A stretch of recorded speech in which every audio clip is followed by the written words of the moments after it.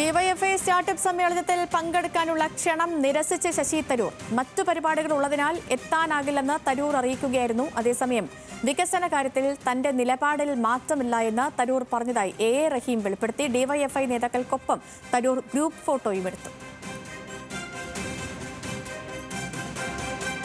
ശരത്ലാലുണ്ട് ഡൽഹിയിൽ നിന്ന്. ശരത്ത്, ഈ ഒരു ലേഖനത്തിൽ കുടുങ്ങി തരൂർ കഴിഞ്ഞ കുറച്ച് ദിവസങ്ങളായി എല്ലാവരുടെയും വിമർശനങ്ങളും തലോടലും ഒക്കെ ഏറ്റുവാങ്ങിയിരിക്കുകയായിരുന്നു. ഇന്നലെയാണ് രാഹുൽ ഗാന്ധിയുമായുള്ള കൂടിക്കാഴ്ച നടത്തിയത്. ഈ കൂടിക്കാഴ്ചയും പിന്നീടുള്ള നേതാക്കളുടെ പ്രതികരണവും ഒക്കെയാണോ സ്റ്റാർട്ടപ്പിൽ തൽക്കാലം പങ്കെടുക്കുന്നില്ല എന്നൊരു നിലപാടിലേക്ക് തരൂരിനെ എത്താൻ പ്രേരിപ്പിച്ചത്? അതേ സേതുലക്ഷ്മി, കാരണം എന്താ വെച്ചാൽ അദ്ദേഹം ആ ദിവസങ്ങളിൽ കേരളത്തിലുണ്ട്. 1-2 തീയതികളിൽ കോട്ടയത്ത് തിരുവനന്തപുരത്ത് പരിപാടികൾ പങ്കെടുക്കുന്നുണ്ട്. അതുകൊണ്ട് തന്നെ അദ്ദേഹത്തിന് കൊച്ചിയിലുള്ള ഈ പരിപാടി, രാവിലെയുള്ള പരിപാടി അദ്ദേഹത്തിന് പങ്കെടുക്കാൻ കഴിയുന്നതാണ്.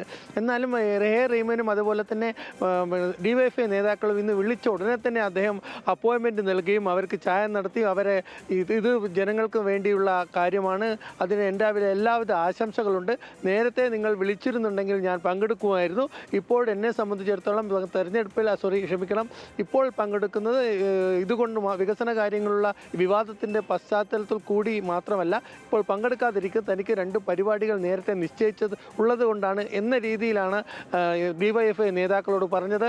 അതുമാത്രമല്ല, അദ്ദേഹം അവരോട് പറഞ്ഞു, എല്ലാവിധ ആശംസകളും പറഞ്ഞു, നിങ്ങൾ മുന്നോട്ട് പോകണം.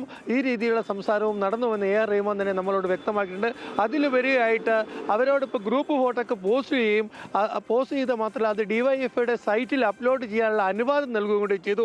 അതാണ് വളരെ പ്രധാനം. ഡിവൈഎഫ്ഐയുടെ സൈറ്റിൽ, ഡിവൈഎഫ്ഐയുടെ ഔദ്യോഗിക വെബ്സൈറ്റിൽ ഇത് താനടക്കമുള്ള ഫോട്ടോ അപ്ലോഡ് ചെയ്യാനുള്ള അനുവാദവും ശശി തരൂർ ഡിവൈഎഫ്ഐ നേതാവ് എ റഹീമിനും സംഘത്തിനും നൽകി എന്നുള്ളതാണ്. അതുകൊണ്ട് തന്നെ തൻ്റെ നിലപാടിൽ ഒരു മാറ്റവും വന്നിട്ടില്ല എന്നൊരു തീരുമാനവും കൂടിയാണ് എ റഹീമിന് അത് CPM-ൻ്റെ MP-ക്ക് അദ്ദേഹം നൽകിയിരിക്കുന്നത്. CPM-മായി നേരിട്ടൊരു ചർച്ച നടത്താൻ, അതായത് രാഹുൽ ഗാന്ധിയും അല്ലെങ്കിൽ അതേപോലെ തന്നെ മല്ലികാർജ്ജുന ഖാർഗെയുമായി നടത്തിയ ചർച്ചയ്ക്ക് ശേഷം, മഞ്ഞുരുങ്ങിയ ശേഷം, എല്ലാം കൂളായ ശേഷം ഡിവൈഎഫ്ഐയുടെ പരിപാടിക്ക് വേണ്ടി ഡിവൈഎഫ്ഐ നേരത്തെ തന്നെ നിശ്ചയിച്ചൊരു പരിപാടിയാണ്. കാരണം ഇന്ന് 20-ആയി. എത്രയും വൈകിയാണ് ഇപ്പോൾ ഡിവൈഎഫ്ഐ ക്ഷണിക്കാൻ തരൂരിനെ പോകുന്നത്. അതുതന്നെ ഈ പ്രസ്താവനയ്ക്ക് ശേഷം വന്ന രാഷ്ട്രീയ സാഹചര്യം കണക്കിലെടുത്താണ് ഡിവൈഎഫ്ഐ നേതാക്കൾ ഇന്ന് തരൂരിനെ കാണാൻ പോയത്. കാരണം നേരത്തെ നിശ്ചയിച്ചൊരു പരിപാടി 10 ദിവസം മുമ്പേ ഒന്നുമല്ല സാധാരണ നിലക്ക് ക്ഷണിക്കുക. എന്നാൽ ഈ ക്ഷണിച്ചത് തരൂരിനെ നിലപാട് വെച്ച്, രാഷ്ട്രീയപരമായ നിലപാട് വെച്ച് മാറ്റം, അതായത് വികസനത്തെ തരൂർ പിന്താങ്ങുന്നു എന്ന് അറിഞ്ഞതുകൊണ്ടാണ് ഡിവൈഎഫ്ഐ നേതാക്കൾ ഇന്ന് ക്ഷണിക്കാൻ പോയത്. ആ ക്ഷണത്തെ തള്ളാതെയും കൊള്ളാതെയും തനിക്ക് മറ്റൊരു പ്രോഗ്രാമുണ്ട് എന്ന് പറഞ്ഞ് നിരസിക്കുകയാണ് ചെയ്തത്. അതുമാത്രമല്ല, ഡിവൈഎഫ്ഐയുടെ വെബ്സൈറ്റിൽ, ഡിവൈഎഫ്ഐയുടെ പോസ്റ്റിൽ തന്നെ ക്ഷണിച്ച കാര്യം തങ്ങളോട് ഇരുന്ന ഫോട്ടോയും പബ്ലിഷ് ചെയ്യാമെന്നും തരൂർ അവർക്ക് അനുവാദം നൽകിയിട്ടുണ്ട്. ഈ ചർച്ച കഴിഞ്ഞ് എ റഹീമാൻ നമ്മളോട് മാധ്യമങ്ങളോട് സംസാരിക്കുകയും, എന്നാൽ ശശി തരൂർ പിൻവാതിലൂടെ തൻ്റെ സരസ്വതി ഫ്ലാറ്റിലെ 92-ാം ഫ്ലാറ്റിൽ നിന്ന് പിറകിലെ വാതിലിൽ കൂടെ കേരളത്തിലേക്ക് എയർപോർട്ടിലേക്ക് പോവുകയും ചെയ്തു. മാധ്യമങ്ങളോട് പ്രതികരിക്കാൻ അദ്ദേഹം ഇന്നും തയ്യാറല്ല. ഇന്നും അദ്ദേഹം മുൻവാതിൽ ഒഴിവാക്കി പിറകു വശത്തെ വാതിൽ വഴിയാണ് ഇന്നും തൻ്റെ ഫ്ലാറ്റിൽ നിന്ന് എയർപോർട്ടിലേക്ക് പോയത്.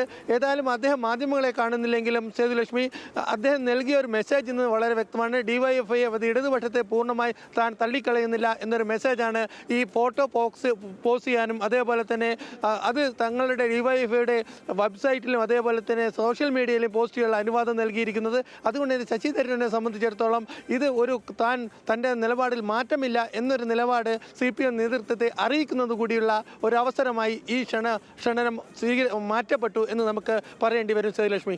ശരി ശരത്ത്, ശശി തരൂരിൻ്റെ